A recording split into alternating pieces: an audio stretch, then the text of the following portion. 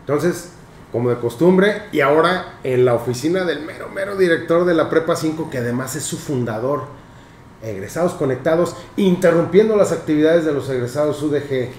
Empezamos en 3, 2, 1. Esto es Egresados Conectados, un podcast de la Coordinación de Egresados y Exalumnos de la Universidad de Guadalajara. Mis queridos amigos, bienvenidos. Esta es otra edición de Egresados Conectados. Recuerden, están en YouTube y por aquí arriba van a ver un montón de cositas y de este lado van a estar viendo una campanita que dice suscribirse. Por favor, píquenle, nada les cuesta y tienen todas las noticias y todas las novedades y actualizaciones de nuestro contenido. El día de hoy estamos de super plácemes, pues nosotros diario, la verdad, porque pues siempre estamos visitando a los egresados, los meros fregones de nuestra casa de estudios. Y hoy, como les decía, estamos de plácemes de mantelísimos largos, porque como hace unas semanas vamos a entrevistar a un maestro emérito de la poderosísima Universidad de Guadalajara. Escuchen, es ingeniero en mecánica eléctrica por la Universidad de Guadalajara. Tiene más de 50 años como profesor de la Benemérita. Ha fundado, 57. 57. ¿Qué hubo? Qué bueno, corríjame, écheme. El día 17 de noviembre los cumplí. ¿Qué hubo? Hace unos días. ¿Qué hubo? 57 los acaba de cumplir. Es director, estamos en su oficina, y fundador de la Prepa 5, además de fundar un montón de entidades de mucha importancia de nuestra casa de estudios, como el Cineforo, como la Gaceta, como un montón, y ahorita nos va a platicar de ello. Y como les estaba diciendo hace un momento, es maestro emérito de la Universidad de Guadalajara, uno de los más grandes honores que otorga nuestra casa de estudios. Me estoy refiriendo a quien fue ovacionado en esta última asamblea del Consejo General Universitario, al maestro José Manuel Jurado Parres. Maestro, muchísimas gracias por habernos recibido. Es una introducción muy alegre y muy feliz para comenzar con alegría. Sí, señor. Como debe de ser esta reunión. Así es. Que me da mucho gusto que estén aquí en nuestra casa universitaria, en este espacio. Sí, señor. Y bueno, pues qué bonito que estén desde la oficina de egresados haciendo un programa de este perfil, porque bueno, pues hoy vivimos la era de las comunicaciones y la modernidad, y dice que estas son las tecnologías que hoy están a la orden del día. Así es de que pues gracias y me da mucho gusto estar con ustedes. Ahí sí que le voy a decir, como hace unos días entrevistamos al doctor Miguel Ángel Navarro. Le voy a decir, discúlpeme, nos vamos a pelear por el placer, porque el placer y el honor es nuestro. Sí. Discúlpenos, la verdad nos da muchísimo gusto que nos haya aceptado la invitación, y de nuevo es un placer estar frente a uno de los personajes de la historia reciente de la universidad, de los más icónicos y de los que más representan el orgullo UDG. Y recuerden, este es el lugar donde se cuentan las historias del orgullo UDG. Y hoy, desde su ronco pecho, como dicen por ahí, vamos a escuchar la historia del maestro José Manuel Jurado Parres. Maestro, ¿quién es usted? En sus palabras, ¿cuál ha sido su trayectoria académica y profesional? Que digo, aquí nos vamos a estar un rato, así que lo escuchamos. Bueno, pues mira, como todos, cuando está uno en el rumbo de los estudios y de prepararse, y bueno, cuando tiene uno que oír, más bien escuchar a nuestros padres, a la familia, pues anda uno buscando desde dónde vas a estudiar la prepa. Sí, señor. Y bueno, yo había estado en escuelas públicas y en escuelas privadas. Una parte de mi escuela primaria lo hice en una escuela pública que era la escuela, sigue siendo, la escuela anexa a la normal, entonces la Manuel M. Diegues. Sí, señor. Que presidía una gigante de la educación en Jalisco, en paz descanse, doña Carmen Alderete. Mire. Ella era la directora. Nosotros éramos unos chiquillos ahí propios de una escuela primaria, y ella era nuestra directora. Era un ejemplo de virtud educativa. Sí, señor. Una dama vertical, una dama sabia, una dama enérgica y una gran maestra en síntesis. Y bueno, ahí comencé. Luego mis padres, mi padre Hans Jurado Ortiz Monasterio y mi madre María Parres Arias, pues ellos decidieron que luego quería que sus hijos, nada más somos 3, mi hermana Ana María, que es la más chica, mi hermano Hans y su servidor, y ellos querían que nosotros estuviéramos también, y fíjense qué sabiduría, la visión de ver esas cosas, querían que estudiáramos inglés, porque pues yo ahora más que nunca, es parte de lo que yo les digo a nuestros actuales alumnos, estudiar una lengua extranjera siempre será de una enorme utilidad. Sí, señor. Mira, que lo dice uno cuando ya ha caminado la legua, y entonces, bueno, pues sí, nos fuimos para que pudiéramos comenzar a estudiar inglés, y así nos pasamos a una escuela que en ese tiempo nacía, ya estoy hablando de la secundaria, que era el Colegio Inglés, y así se llamaba, estaba prácticamente estrenándose, y ahí hicimos ya la parte que correspondió a la secundaria para pasar a formar ya parte de nuestra Universidad de Guadalajara, en donde yo comencé en el año 1962 a cursar el bachillerato. Sí, señor. En ese tiempo nada más había en todo el estado de Jalisco, digo, para que uno viva la dimensión de la grandeza de la universidad hoy. En 1962 solamente había 2 preparatorias. ¡2! La preparatoria de Jalisco, Sí, señor. y la vocacional. Y entonces la población, dependiendo de la perspectiva en la que uno empezaba, pues ya, si los iban a las ciencias sociales, las humanidades o el área de ciencias médico-biológicas, se iba a la Escuela Preparatoria de Jalisco. Eso. Y los que íbamos a las áreas de las ciencias duras, de las ciencias exactas, nos íbamos a la Escuela Vocacional. A la boca. Porque bueno, pues allá estaba lo que había fundado el ingeniero Matute Ramos, que era el Instituto Tecnológico de Guadalajara, que era área de la Universidad de Guadalajara. Y bueno, pues recuerden ustedes el prestigio del famoso MIT, el Instituto Tecnológico de Massachusetts. Sí, señor. Bueno, pues también nuestra Universidad de Guadalajara tenía su Instituto Tecnológico de Guadalajara. Y ahí estaba la escuela vocacional. Entonces, bueno, pues ahí en el año de 62 al 64 cursamos la preparatoria. Preparatoria, sí, señor. Que por cierto, yo tengo ahí una anécdota para que vean también cómo son los tiempos. Resulta que cuando voy a la vocacional a ver las listas, sí, señor, pues es siempre la incógnita de este tamaño que uno siempre tiene, y la familia de uno, además, nuestros padres, para ver si entraste claro, a ir a checar las listas, sí, señor. Y entonces ahí vamos, y bueno, efectivamente sí había yo salido en listas. Eso. Pero, para lo que uno piensa, había salido en el turno vespertino. Y entonces cuando voy de regreso a casa, pues ya llegué y pues luego uno con mamá, porque papá siempre es más, ahí hay más pues, más gobierno, más, más firmeza. Sí, sí. Y entonces pues llegué, no, pues es que fíjate, quejarme, pues ya estoy, pero pues es salí en la tarde, y que es que en la tarde, y a poner brincos porque salí en la tarde. Entonces mi papá estaba leyendo, donde él acostumbraba, ahí en su mecedora, donde leía a la luz de una lámpara. Y entonces oyó que yo estaba con el alegato ahí de que ya fíjense que. Y entonces se viene mi papá. Siempre fue él muy parco y muy serio. Y entonces le dice a mi mamá, dice, a ver, ¿qué le pasa aquí al muchachón? ¿Qué le duele o qué pasó? Pues es que dice que ya, mi mamá pues acá con sutilezas, que pues ya salió, pero que salió en la tarde y que pues eso como que no le gusta mucho.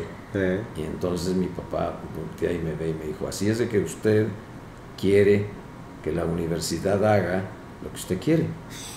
Hijo. Dice, si no va a ir al turno que la universidad le dice, muy sencillito, ya, a ver, a mi madre le decían la chata. Dice, la bicicleta sácala para que empiece a aprender un oficio si no quiere ir a estudiar. No, pues se acabó el alegato, porque entonces ya, y yo hice todo mi bachillerato en el vespertino. Es decir, eso, bueno, pues esos son los tiempos. Sí, señor. En donde con ese mensaje mi padre obviamente me estaba diciendo, la universidad es una institución que usted debe respetar. Sí, señor. La universidad le está dando cobijo, lo está admitiendo, pero ella sabe dónde lo está admitiendo. Y usted debe de ser un estudiante agradecido y obediente. Sí, señor. Porque ya tiene un lugar donde estudiar. No, pues sí. Y de ahí comencé con mi vida universitaria, que a nivel de bachillerato en ese tiempo solamente eran 2 años. Sí, es lo que estaba escuchando, pues, del 62 al 64. Eran 2 años, y bueno, después había que pensar qué rumbo iba uno a seguir. Sí, claro. Y bueno, yo ya había pensado, tenía en el horizonte, había de alguna manera 3 espacios que a mí me llamaban la atención. Y voy a poner en primer lugar, la verdad, el que más me llamaba la atención. Sí, claro, claro. Que era la música. ¡Ándele! La música era, yo quería irme al... Pero, pues ahí en esos asuntos, la familia siempre, y en aquellos tiempos más, siempre tiene ciertas resistencias. Sí, claro. Porque, bueno, pues se dice que es un camino muy complejo y como que lo advierten de no muchas facilidades para poder concretar claro, el rumbo y el destino de la vida. Entonces, bueno, pues el segundo espacio que yo tenía también en rumbo era la carrera de arquitectura. Ah, mire. Y el tercer espacio era la carrera de ingeniería mecánica eléctrica. ¿Pero qué específico, maestro? Esos eran los campos que yo tenía. Sí, claro. Pero, bueno, cuando nos sentamos a verlo, porque mi mamá y mi papá les gustaba, pues que si estábamos tomando decisiones, pues que pudiéramos platicarlas y llegar a felices conclusiones. A veces no podían ser muy felices, pero había que obedecer. Sí, claro. Pero sin embargo, bueno, la economía familiar era modesta, y las reflexiones que hacían en casa eran de las, pues que no se usaba en aquel tiempo, que ahora hay y muchas posibilidades, becas y otros apoyos que se daban. En aquel tiempo eso era muy, muy, muy, muy difícil, y en la mayoría de los casos era prácticamente imposible accesar. Entonces, calculando todas las cosas, platicando a la familia, las reflexiones de mi padre, de mi madre, etc. Entonces, finalmente decidí por la carrera de ingeniería mecánica eléctrica, que además me gustaba mucho también. Ah, mire qué bueno. Yo me dedicaba a ayudarle a mi papá, porque todavía eran tiempos en donde tú podías en tu casa afinar. Mi padre tenía un vehículo que en lugar donde trabajaba, él trabajaba en la Secretaría de Recursos Hidráulicos de aquel tiempo. Él tenía ahí una responsabilidad en el campo, porque él tenía estudios de agronomía. Ok. Y entonces, pues tenía un vehículo. Sí, claro, para moverse. Un Jeep. ¡Órale! Yo aprendí a manejar en ese Jeep. En un Jeep. Entonces era un Jeep que tenía una maquinita de 4 cilindros chiquitita, que era de doble tracción, que lo podías afinar en tu casa tranquilamente. ¿Qué hubo? Un carburadorcito, y mi papá le sabía. Entonces yo le ayudaba, o me llevaba para que le ayudara. Claro. Y entonces, era chiquillo. Entonces de ahí empieza a gustarme el tema de los fierros y de la máquina, y etcétera. Y bueno, ahí me metí, y bueno, conocí el campo, ya entré en el año de 64, también saliendo de la vocacional, bueno, nuevamente las listas. Pues sí, así era, pues así sí, es, claro. eso, siempre es, todavía tienes que pasar por el filtro de los procesos que sí, la universidad te pone para que puedas alcanzar pues un lugar en los estudios superiores. Y bueno, pues lo logré. Eso. En la primera solicitud que hice, y entré entonces, todavía estaba muy lejos, pues, en 1964, a cuando se hace la gran reforma universitaria, pues estaba muy, pero muy lejos. Entonces era Facultad de Ingeniería. Sí, señor.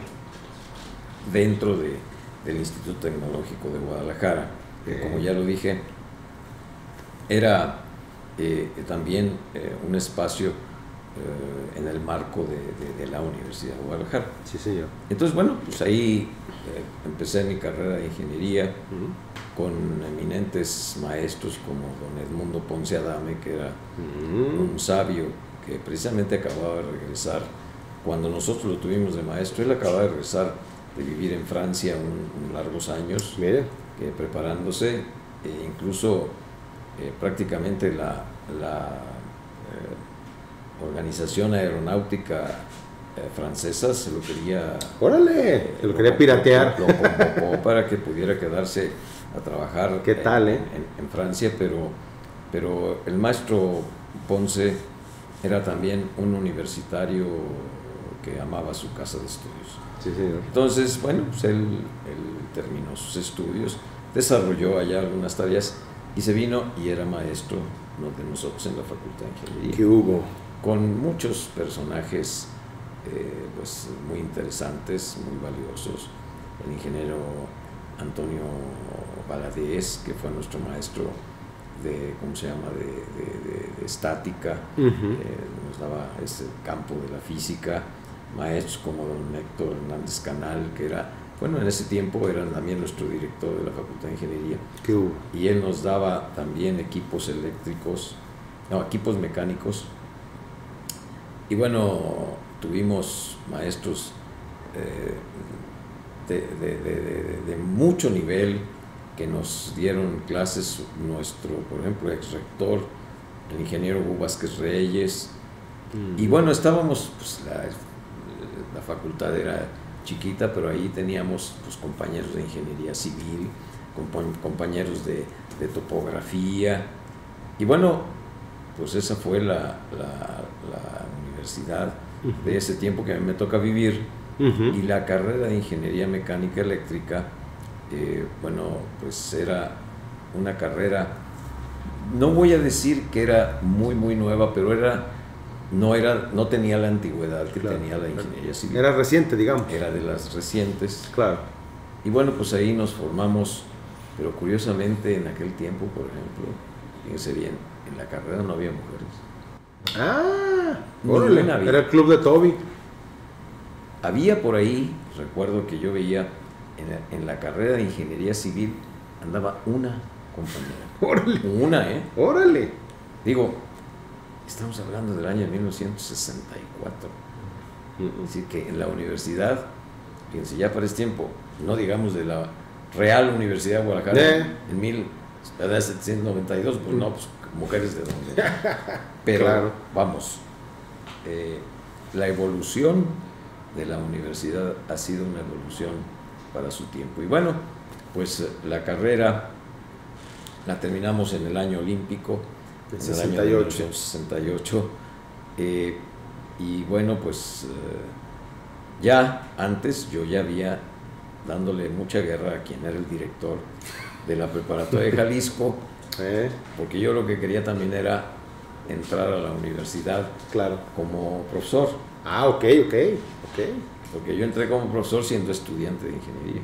¿Todavía? En ese tiempo se podía. Sí, se podía, sí. Porque hoy sí, si no, digo, hay requisitos que obviamente han evolucionado y se han adecuado a los tiempos. Sí, señor. Pero en ese tiempo no era había, requisito. Así es, no había imposibilidad de siendo estudiante de una carrera, o sea, estudios superiores, poder entrar al bachillerato como profesor. Ya, ¿qué tal? Y bueno, ahí estuve. Y otro detalle que era muy interesante, el director, además a él le debo la incorporación mía ya como trabajador universitario, que eso ocurrió en el año de 1966. Mi primer nombramiento es de un 17 de noviembre de 1966. Así nos lo acabo de decir, ¿verdad? Sí. Acabo de ajustar los 57 años. 57 años de servicios, pero fue muy curioso porque yo estaba pues ahí como cuchillito de palo, decían nuestros mayores. Sí, claro. Diciéndole a quien era el director de la preparatoria de Jalisco en ese momento, que era un hermano de mi madre, era el licenciado José Parres Arias, un universitario querido, un universitario respetado. Las generaciones de universitarios de ese tiempo pues le tenían realmente mucho cariño, y era un universitario estudioso que había andado también en las lides de la política. Sí, claro. Había sido funcionario en la administración pública, pero esencialmente era un universitario que nunca dejó de serlo. Él incluso un tiempo de su vida universitaria la dedicó a la investigación y dejó pues para la historia una obra que él tituló La legislación constitucionalista en Jalisco, que fue precisamente aquella que propició el general Manuel Macario Diegues, que fue en 1914 nuestro fundador de la que fue la primera escuela de bachillerato que hubo en la región, que fue la preparatoria de Jalisco. Señor, Manuel M. Diegues. Que canceló o cerró la etapa de lo que venía desde el siglo XIX, finales del siglo XIX, el liceo de varones. Y bueno, pues entonces por fin me incorporo, pero para esto me acuerdo el licenciado Parres Arias, me dijo, después de que yo estuve muy persistente, dijo, bueno, vamos a ver, vas a ir a asistir, me dijo, a un salón de clase con un maestro, y él buscó con quién, para que vayas y estés ahí una estancia, ya me lo dirá de cuánto tiempo, para que veas cómo se hace en tu campo en el que estás estudiando, que es el área de la matemática, de la física. Y efectivamente ahí me metí en un salón con un maestro que les daba la clase de física, y cuando él me diga que tienes ya de alguna manera condiciones, porque él te va a estar viendo y te va a estar examinando, entonces ya él me dirá. Y por eso mi nombramiento vino hasta noviembre,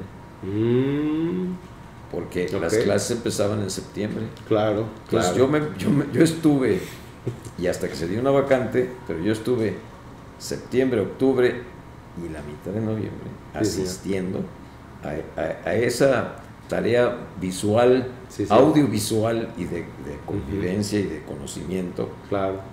Pues para que al fin de cuentas accedí a la primera clase que yo tuve en la escuela preparatoria número 5, que era, preparatoria de Jalisco, que era una materia opcional de aquel tiempo.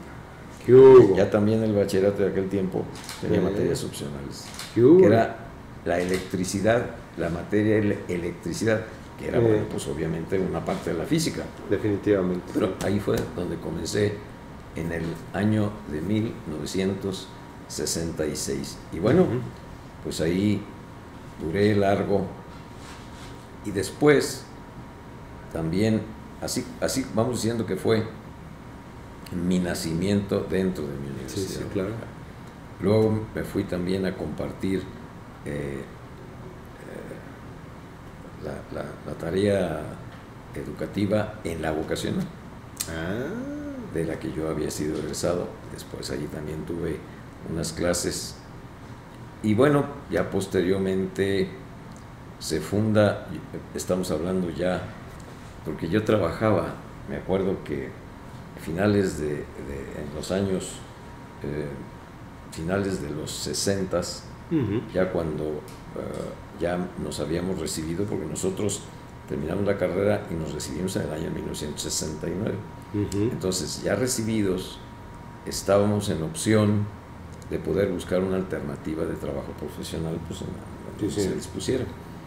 Entonces, ahí es otra parte de mi proceso formativo. Tuve acceso por relaciones de carácter personal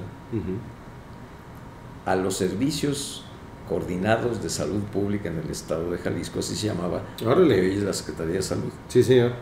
Y eran servicios coordinados porque una parte del subsidio era federal y otra parte era estatal. Sí, señor.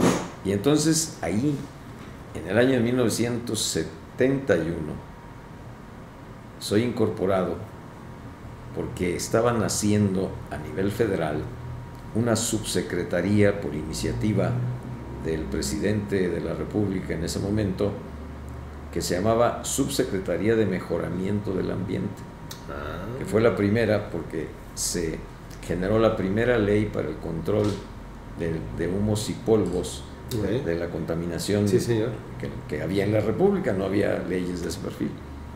Y entonces, bueno, en los servicios coordinados se funda una sección de mejoramiento del ambiente. Y entonces esa sección la estuvimos compartiendo un médico, que era el doctor Plaza, y su servidor como ingeniero. Sí, señor. Entonces ahí tuve yo la oportunidad por algunos años de también aprender este espacio que hoy, bueno, ya profesionalmente hablando, pues ya hay muchas tecnologías, mucho adelanto, investigación científica y tecnológica, que era la contaminación ambiental. Y ya nos toca a nosotros empezar pues a ver los graves problemas que significaban en Guadalajara, en su zona metropolitana. Pues por ejemplo, la contaminación de las fuentes móviles, que es la más difícil, que eran los automóviles. Sí, señor. Las fuentes fijas, como las ladrilleras que estaban allí por toda la carretera Chapala, y todos estos que también generaban una cantidad de contaminación espantosa por los hornos que ¿cómo se llama?, que les meten llantas y una serie de cosas para que como medio de combustión. Sí, señor. Y luego algunas plantas como Cementos Guadalajara, como las que estaban a espaldas del fraccionamiento que está aquí por Avenida Vallarta. ¿Cómo se llama este fraccionamiento? Las fuentes. No, por Avenida Vallarta, donde está la aceitera, el fraccionamiento que está ahí pegado. ¿La colonia del Fresno? No, allá. La salida Vallarta San Jorge se llama. Vallarta San Jorge. Sí, allá. Sí, es cierto, porque están las vías del tren. Sí, cierto. Bueno, allá había una empresa que se llamaba Carburo S.A. Que a partir de las 5:30, 6 de la tarde emitía por sus hornos pues una gran cantidad de contaminantes.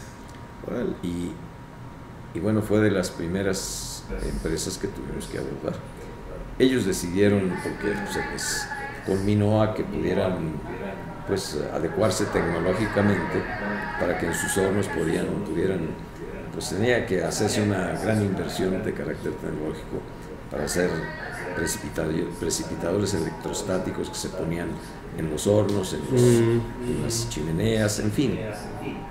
Pero esa empresa tenía una planta recién fundada, creo que, no me recuerdo si en Puebla o en Veracruz. Y ellos no quisieron aquí hacer ya modificaciones porque su planta aquí era ya antigua. Obsoleta.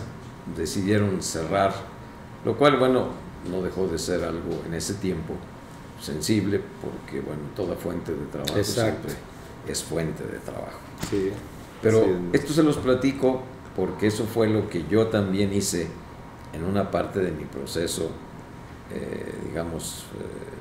todavía de egresado reciente, inmediato de la carrera. Órale. En donde, bueno, estuve haciendo esas cosas. Pero luego también, cuando estaba de estudiante,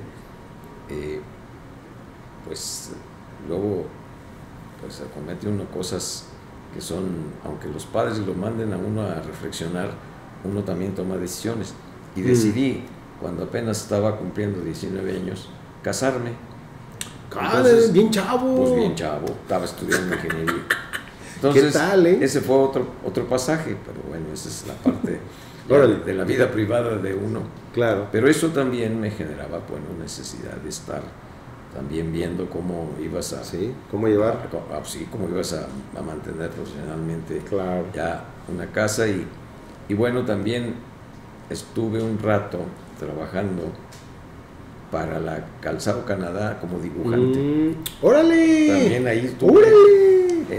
Antes de irme a Salubridad, todavía estaba pues recién egresado.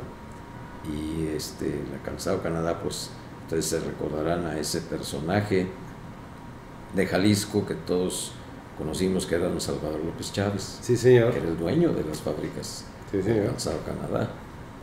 Y ahí tuve también una parte de mi vida muy breve, pero ahí estuve.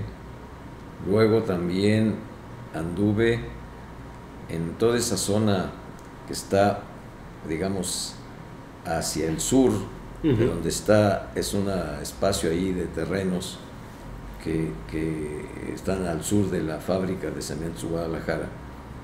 Pues ahí me invitaban a que yo hiciera levantamientos topográficos porque estaban fraccionando, y ahí me iba yo antes de ir a la escuela. Todavía en ese momento no terminaba la carrera, y esa fue otra experiencia en el terreno de la ingeniería, que fue ir a hacer levantamientos topográficos porque iban a desarrollar ahí lo que hoy pues hay ahí, las colonias artesanos y todo eso que bueno, comenzando siendo asentamientos irregulares, órale. Y después ya los iban acomodando. Pero esas fueron algunas de mis incursiones profesionales. Y en ese tiempo también de estudiante, también otra incursión que tuve fue en la música. Mire, pues sí, nos mencionaba, fue una de sus profesional, opciones. pero sí, yo tuve varios amigos, uno que fuera como otro hermano, que desde la primaria fuimos compañeros, que él sí se dedicó profesionalmente a la guitarra como profesional, incluso se fue a Europa. ¡Órale! Y estudió allá con dos grandes, con don Andrés Segovia, que era el gran maestro de la guitarra, el que llevó a las grandes salas de concierto a la guitarra. La guitarra antes no llegaba ahí. Y él, junto con la música de Joaquín Rodrigo, el gran compositor español, en el concierto de Aranjuez. Ahí nomás, sí señor. Entonces Segovia le compone Joaquín Rodrigo la fantasía para un gentil hombre, que era la que él tocaba. Y a Regino Sáenz de la Maza le compuso el concierto de Aranjuez, que fue el primero que lo tocó. Mira. Pero el discípulo de don Andrés Segovia era Enrique Flores, mi compañero. Enrique Flores. Enrique Flores Urbalejo, que era un joven, muy joven, guitarrista. Y luego, allá mismo en Europa, en España, se relacionó Enrique con otro de los grandes guitarristas. Y bueno, ellos fueron los con Narciso Yepes, el español, que él fue el fundador realmente, el inventor de la guitarra de 10 cuerdas. ¿Qué hubo? Y Enrique aprendió con él, y Enrique fue el que la trajo acá al continente americano prácticamente. Claro, órale. Y él fue mi compañero de la primaria, y bueno, éramos grandes amigos. Y luego más arriba, más adelante en la vida, conocí a otro gran amigo, porque en la academia donde mi hermana menor estudiaba danza clásica y danza española, que era con la señora Lila Barcí.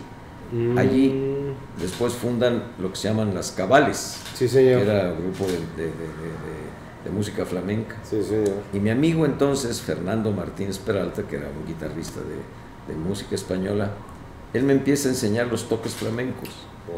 Y entonces pues ahí comenzamos también a participar, porque mi hermana era alumna de esa academia. Sí, claro. Entonces a mí me presenta Fernando Martínez con la directora, aunque yo la conocía indirectamente porque pues yo acompañaba a mi hermanita menor a que fuera a la academia. Y pues ahí también estuve yo creo que alrededor de 3 años, si no es que un poco más, en la mitad de los 60s, tocando la guitarra junto con Fernando. Y un rato yo me quedé porque Fernando se fue a hacer una estancia, Fernando Martínez, en paz descanse, ya murió. Se fue a hacer una estancia a España, y allá andaba con el bailarín famoso en aquel tiempo que se llamó Rafael de Córdoba, y él tocaba la guitarra y fue a estar en una estancia de perfeccionamiento. Y yo me quedé aquí, luego ya regresó y seguíamos haciendo la dúo. Sí, qué padre. Para acompañar a las muchachas a que a que bailaran flamenco, y ahí nos acompañaban los toques. Qué chulada, Alegrías, soleares y Sí, sevillanas y todas estas cosas. Sí, que pues fue otra etapa que gocé y que viví felizmente. Hombre, nos estamos dando cuenta que este testimonio del maestro Jurado Parres es pues muy rico y muy variado, y ahora la pregunta, en toda esta enorme trayectoria de vida, muy lustrosa por cierto, ¿cuál ha sido el reto profesional más grande al que se ha enfrentado, maestro? Digo, me imagino que cada etapa tiene lo suyo, pero... Bueno, así. Sí, ha habido varios, pero uno que seguramente por el peso específico que en ese momento tenía la fundación de esta escuela. La fundación de Prepa 5. Claro, porque las expectativas eran muy amplias, porque mire, esta escuela obedece en ese tiempo al inicio de una gran reforma del bachillerato que impulsaba en ese tiempo la Secretaría de Educación Pública y la Universidad de Guadalajara, que era, pues el bachillerato general, y pues esto fue en el año de 72. Entonces, la preparatoria número 5 se empezó a construir prácticamente en el 73, y se estaba ya pensando en el marco de esa reforma que fuera una instalación ad hoc para desarrollar ese proceso de reforma, que bueno, en aquel tiempo contempló por primera vez una formación de adiestramientos, para que se planteaba en ese tiempo que el bachiller fuera socialmente útil, que tuviera un adiestramiento en algún campo de carácter práctico, en tecnología o qué sé yo. Entonces, el gran proyecto del bachillerato de ese tiempo generó lo que se llamaban centros vocacionales de adiestramiento. Entonces había la mitad del tiempo el estudiante estaba en las instalaciones de su preparatoria, y la otra mitad de la semana estaba en algún centro vocacional, dependiendo de el espacio que buscaba. Había Centro Universitario de Ciencias Biológicas, Centro Universitario de Ciencias Administrativas y de Humanidades, Centro Universitario de Ciencias de la Salud, en fin, todos esos centros vocacionales, la mitad de la semana iban los estudiantes y viceversa, y la otra mitad de aquí. Eso hacía que, por ejemplo, esta preparatoria en ese tiempo teníamos más de 5,000 estudiantes, de alumnos. ¡Órale! Porque la mitad del tiempo era aquí, la otra mitad era allá. Entonces realmente se compartía el alumnado y podía tener el doble de capacidad. Podíamos tener el doble de estudiantes. Digo, esta preparatoria tiene ahorita alrededor de 2,750 estudiantes. Órale. Entonces en ese tiempo teníamos más de 5,000 estudiantes aquí. ¿Qué tal? Bueno, ese fue el modelo por el cual nacía la preparatoria número 5. Sí, señor. Y bueno, yo en ese tiempo, al fallecer en el año de 73, 7 de febrero del 73, ya en ese tiempo rector, fue nombrado rector. En el 71, el licenciado José Parres Arias. Entonces, a mí me invita el rector que ingresa, que era el secretario general, que era el licenciado Rafael García de Quevedo, y él me invita a ser, en ese momento, su director de Relaciones y Comunicación. Sí, sí. ¿Bien? Que fue cuando, bueno, pues fundé la Gaceta, que seguramente serán de los temas que vamos a hablar, pero bueno, sí, yo ahí me incorporo a esa invitación que me hace el licenciado Rafael García de Quevedo, pero que duré poco tiempo, duré menos de 2 años, porque terminan de construir la prepa, no completa, porque, por ejemplo, este espacio de la administración no existía. ¡Órale! El auditorio tampoco. Fueron espacios que vinieron después. Y bueno, me nombra el director Rafael García de Quevedo, pues el director de la preparatoria número 5, y la verdad me impactó. Sí, cómo no. La responsabilidad y una de las primeras cosas que hice, pues fue, se los platico porque fue muy curioso. Dije, ¿a quién busco para ver esto? Porque yo sí sentía la presión de ir a fundar una institución que era la gran expectativa a nivel de bachillerato. Sí, claro. En ese tiempo había departamento de enseñanza preparatoria, no era sistema de educación media superior. Y entonces, ¿saben a quién fui a buscar? Ni idea. A doña Irene Robledo García.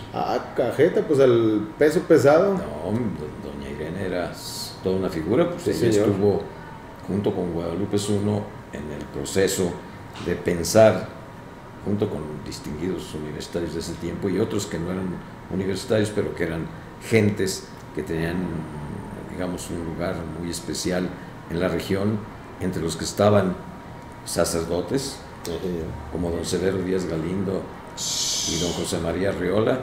Había pintores como Amado de la Cueva, políticos y abogados como Silvano Barba González, en fin, había el doctor Campos Cunar, y estaban dos mujeres, para que vean cómo la Universidad de Guadalajara, en toda su historia, la mujer siempre ha tenido un lugar. Un papel preponderante, sí, sí. Y ahí estaba doña Irene Robledo García y doña Catalina Vizcaíno. Entonces, bueno, doña Irene había acompañado a Guadalupe Zuno para pensar la universidad, Enrique Díaz de León, por supuesto. Exactamente. Y bueno, pues voy con doña Irene y le digo, pues doña Irene, porque doña Irene y el maestro Parras Arias también eran gentes que se tenían en alta estima.